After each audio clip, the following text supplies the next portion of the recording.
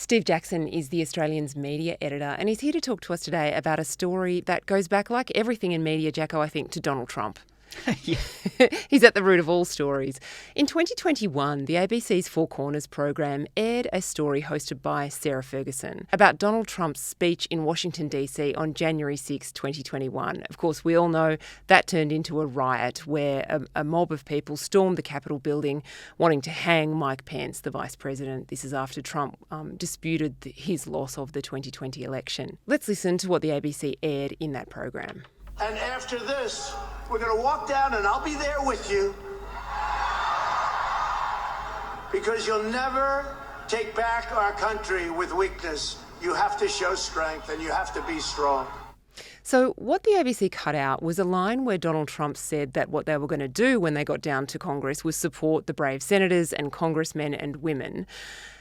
He said, we're going to walk down there and be there with you. We'll walk down. This is where the ABC continued. And after this, we're going to walk down and I'll be there with you. We're going to walk down.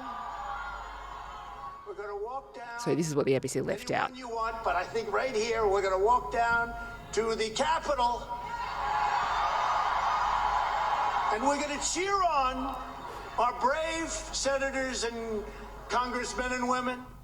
So that's what the ABC cut out of that speech. This caused a huge drama within the ABC. Why? Well, it's that interesting thing about what you leave out is almost as important as what you put in. So they have Trump talking about, we're going to walk down to Capitol Hill, we're going to walk down there, I'm going to be there with you. And it sounds like a call to power, right? Like, we're going to walk down, we're going to show the strength. What are they going to do when they get there? Well, that's the part they left out. They're going to cheer. Yeah, what actually happened was that they went down there and started a riot and attempted to destroy the building. I think at one point attempted to set it on fire. It's probably the hottest issue in American politics between Trump's two terms. His enemies thought that it was going to be the end of him. His fans didn't really seem to care. They obviously re-elected him anyway. So when the ABC was asked questions about this, did they respond with a reasonable and measured response, Jacko, to their questioners? Well, it's interesting because this is one of the rare occasions. Obviously, this flared up late last year because there were some repercussions in the UK about editing what Donald Trump said. Because, you know, it's all about context. And when there's an insinuation that there's an incitement of violence, it's quite important to know that what he's talking about is cheering people on. So, I mean, it's quite an important thing. So when this came to a head last year, questions have come in quite naturally from the Australian, just going, well, we want to know a little bit more about this. We weren't the only ones talking about it. It was widely discussed, and we fired in some questions and said, can we get an explanation? The ABC has done what it usually does, siege mentality. They're accusing one of our own of doing something. What are we going to do? We're going to circle the wagons. So Hugh Marks, the new managing director, has agreed, you know what? I'm going to put out a statement. It's going to be my words, my view, my defence of our program. Brilliant. It's one of those things of, Hugh, we'll let you know what your opinion is when we want it. So it's actually been workshopped for him. Now, there's nothing surprising about that per se. Claire, as you'll know, quite often when it comes to corporate responses, there's a whole heap of spinners, doing their dark arts behind the scenes. What are they going to say? And they come up with it. What's surprising in this instance is documents that have been released to the Senate reveal the very person that Hugh Marks is defending is the person telling him what to say and requesting repeated edits of the supposed take Hugh Marks has got to give him a clearer view of how he should be defending her. And that's the host of 7:30 and the presenter of that report, Sarah Ferguson. Yeah, in the emails that you've obtained, these internal emails at the ABC, Sarah Ferguson says about those words that were cut out of Trump's speech, the extra words do not change the audience's understanding of his message, urging the crowd to pressure Congress to refuse the certification and overturn the election result, the undisputed purpose of the protest and his speech. No, she says, NB, subsequent to broadcast, Congress failed to reach the bar of proving criminal incitement of the riot. But, as the quote from McConnell makes clear, the facts of his role that day in encouraging the crowd to pressure Congress to stop the certification are not disputed. This speech by Donald Trump was very long. It was an hour, like most of his speeches. And of course, to get any of it on TV, you're going to have to cut it down. A Four Corners report is about 55 minutes. There's no way you can play the entirety of Donald Trump's speech in what you need to be an entertaining piece of journalism. So it's fair enough to cut something out. The question is, did what was cut out change the meaning of Donald Trump's speech? And this is his response to the fake news media. This is what he says we do all the time to him, which is cut out the context, unfairly paint him as, in this case, someone who's inciting violence. What's your view, before we discuss Sarah Ferguson's response?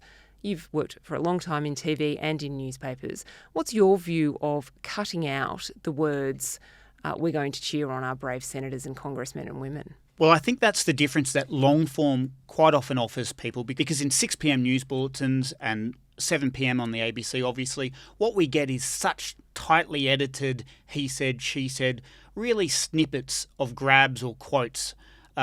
So there's no real room for context. The reporters presenting those news bulletins, it's such a tight space. We're talking about 90 seconds to convey all the information people need to know.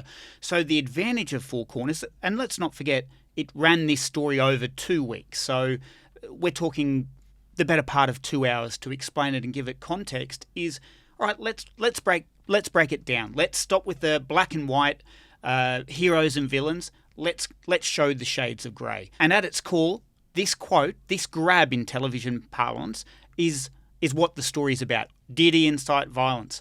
And so cut down your experts, cut down other speeches, cut down other context. When your story is largely about this incident, obviously it canvassed multiple topics, but when this is such an important part of your story, give people the full information. And if you have to cut other things out to run long on this and say and reveal everything he said, that's what you need to do, because the audience deserves to know not just he's part of what he said, what did he say? And I think that's what Four Corners viewers, you're one, I'm one, want to know. Let's just lay it all out. And so I think that it is a failure of the ABC in this circumstance to recognise that this is such an important and crucial part of the story that it deserved to be in there. Yeah, it's interesting about Donald Trump, isn't it? Because he makes such long speeches, it inevitably means that he does get cut down to be covered in any other medium.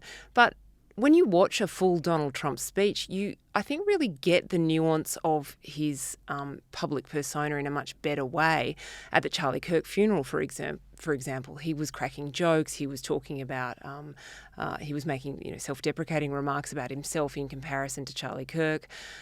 He was getting laughs out of the audience, even though it was a very sad moment.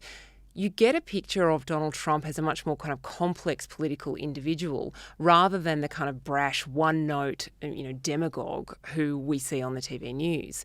And that's part of the Donald Trump story, isn't it? If you just see those short grabs, you think, why would anyone vote for this guy? If you actually listen to what he's saying, you're like, oh, I see why people find him appealing, avuncular, warm, charming in ways that maybe the rest of us don't. I mean, that's the beauty from an editorial point of view of Donald Trump. He is a grab machine. You turn up to any event he's at and you can splice it up into something interesting. We've seen the commercial TV networks who didn't have Washington-based bureaus. They were all moving to operating largely out of LA, Hollywood stars, and travelling to Washington when they needed to do something at the White House. Donald Trump comes in, mate, this guy's more entertaining than Hollywood. We need to be boots on the ground to all these press conferences because he offers it up.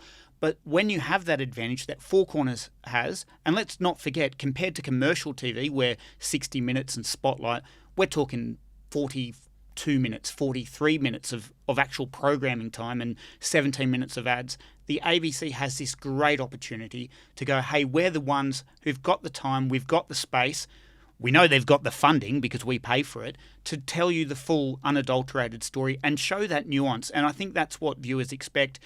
And not for them to take a stance on it, because love him or hate him or just be entertained by him, it's not for them to decide whether or not he's incited violence. It's up for them to just obviously report it and show all that colour, all that nuance, all that complexity. That's what we expect, and that's what we deserve. So in the emails that you've obtained from the ABC, you see Sarah Ferguson in there being very elbows out. She is dictating the response that she wants to be heard. And I've got to say, if I was Sarah Ferguson, I might be in there too. I don't necessarily think I would trust the PR people and the executives to defend me. She certainly gives the impression that she wants to write this response, right? And look, I don't blame her. Like, name any journal in the country that doesn't care about their story. It doesn't matter. Down page brief on page 3. We all know reporters who care as much about a brief as a lead because they're passionate about it. It's one of those things when a news desk says to you, oh, don't worry, this story's not important. Every story you write, your name's on it, it's important, right? And there's nothing wrong with her wanting to defend her journalism. Absolutely nothing wrong with it. It's just that she's taken the words out of Hugh Mark's mouth and put her own in there. Yeah. The mealy-mouthed nature of the ABC's initial attempt at the responses seems to be what's annoying her, right? She's spot on, though. Sarah Ferguson is spot on, right? Because it's one of these things that even we're tired of hearing it in the media. Claire, how many times have you heard someone say, we stand by our story? Is it even meaningful anymore? What does it tell you about the internal dynamics at the ABC? Who's really in charge? Who's really got the power? Well, I think it says it all if Sarah Ferguson says, oh, look, in probably less passive terms, then, it's all right. I like what you've done with this. I see where you're going. But I think it should say it was a powerful piece of journalism and we're proud of it. And then, lo and behold, an hour later, the words coming out of Hugh Mark's mouth are, it's a powerful piece of journalism and we're proud of it. And it's one of those things of all of a sudden we're seeing for the first time who the puppet master is pulling the strings.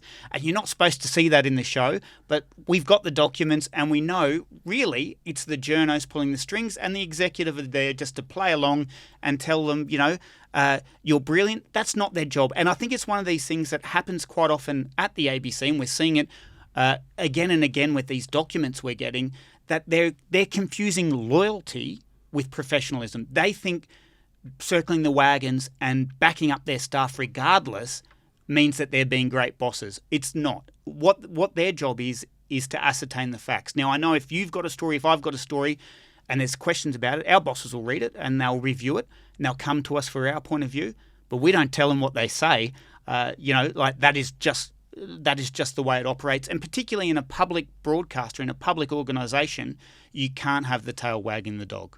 So let's listen to the BBC's version of this story. And this is really the backdrop to why this is a big deal, right? The BBC did a similar story in 2021, but did a much more sort of stark edit of Donald Trump's speech.